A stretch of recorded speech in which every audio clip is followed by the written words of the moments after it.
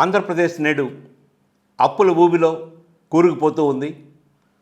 ప్రతి మంగళవారం reserve bank దగ్గరికి వెళ్ళి 3,000 కోట్లు 4,000 కోట్లు అప్పు తీసుకోవాల్సిన పరిస్థితికి చేరినాం.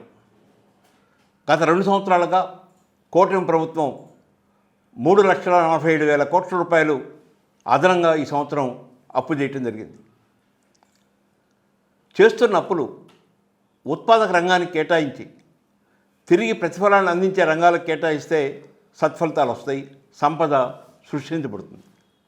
విద్యకి, వైద్యానికి, రోడ్లకి, పరిశ్రమలకు కావాల్సిన వ్యవస్థాపన సౌకర్యాలు కల్పించడానికి ఇలాంటి వాటికి ఖర్చు పెడితే తిరిగి సమాజం ప్రతిఫలాన్ని పొందుతుంది.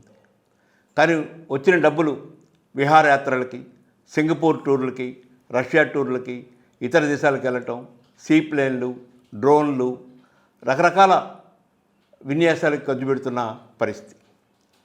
అమరావతి అనే ఒక రాజధాని కోసం అప్పులు పాలైన రాష్ట్రం ఇప్పటికే 47,000 కోట్ల రూపాయలు అప్పులు చేసి ఒక చదరపు అడుగు 15,000 రూపాయలకి ఖర్చు పెట్టి నిర్మిస్తున్న పరిస్థితి.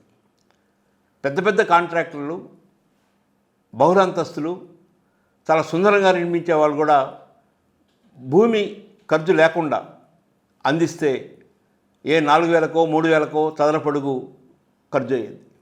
కానీ అమరావతిలో భూమి ఉచితంగా ఇచ్చిన నిర్మాణం కోసం 14,000 రూపాయలు 15,000 రూపాయలు ఖర్చు పెడుతున్న పరిస్థితి చూస్తూ ఉన్నాం.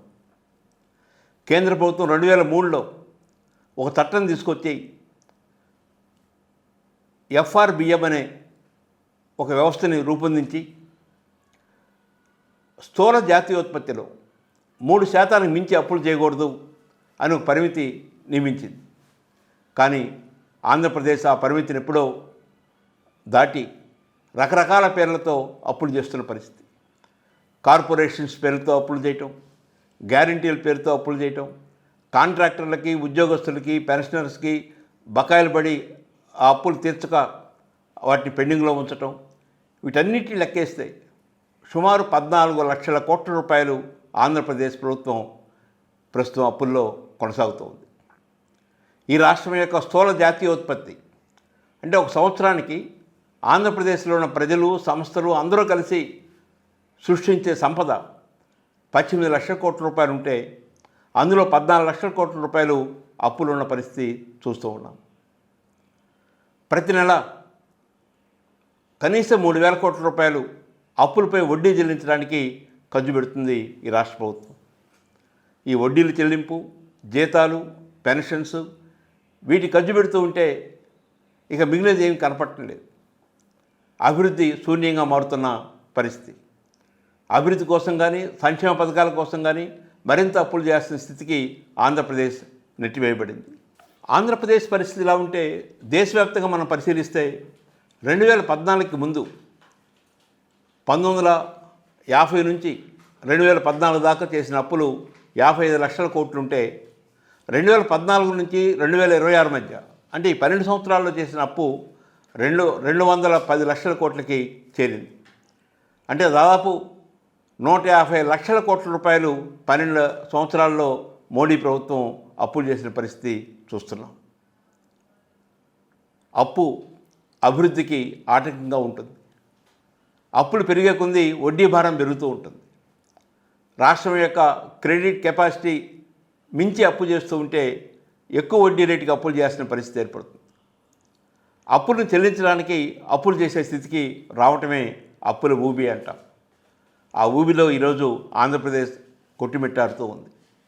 ఈ నేపథ్యంలో ముఖ్యమంత్రి చంద్రబాబు నాయుడు గారు సంపదను సృష్టించి, సంపదను అభివృద్ధి చేసి తద్వారా అప్పులు తీరుస్తానని, తద్వారా సమాజాన్ని ముందుకు తీసుకెళ్తారని, అసమానత లేని సమాజాన్ని సృష్టిస్తారని ఎన్నికలప్పుడు చెప్పి ఈరోజు ఏం చెప్తున్నాడంటే సంపదను నేను సృష్టించలేను, మీరు ఎక్కువ మంది పిల్లలను కనండి, పిల్లలు ఎక్కువ మందిని కంటే వారే సంపదను సృష్టిస్తారు, మీరు సంపదను సృష్టించుకోవడానికి పేదవారంతా కూడా ఎక్కువ మంది పిల్లలను కంటమే మంచిదని చెప్పని పదే పదే చెప్తూ ఉన్న పరిస్థితి.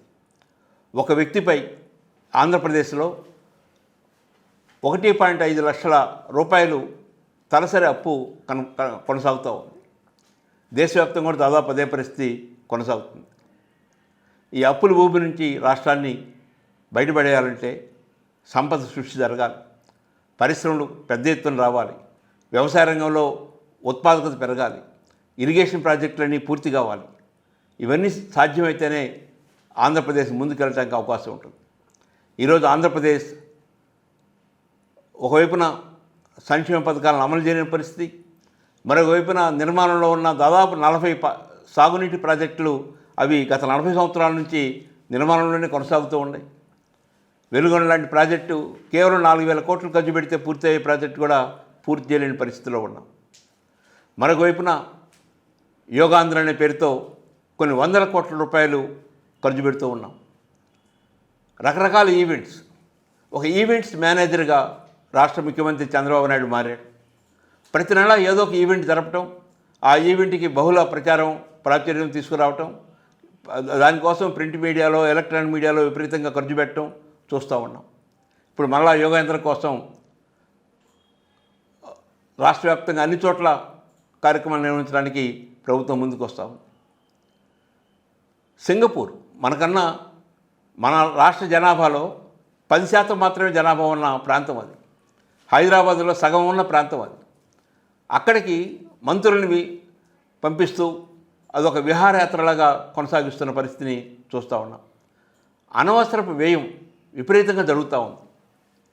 ముఖ్యమంత్రికి ఒక స్పెషల్ ఫ్లైటు, డిప్యూటీ ముఖ్యమంత్రికి ఒక స్పెషల్ ఫ్లైటు, మంత్రిగా ఉన్న లోకేష్కి ఒక స్పెషల్ ఫ్లైటు, హైదరాబాద్కి, గుంటూరుకి, హైదరాబాద్కి, తాడేపల్లికి ప్రతి వారం ఈ ఫ్లైట్లో అటు ఇటు ప్రయాణం చేయటం, ఇలాంటి ఖర్చులు ఎక్కువ అవుతూ ఉన్నాయి.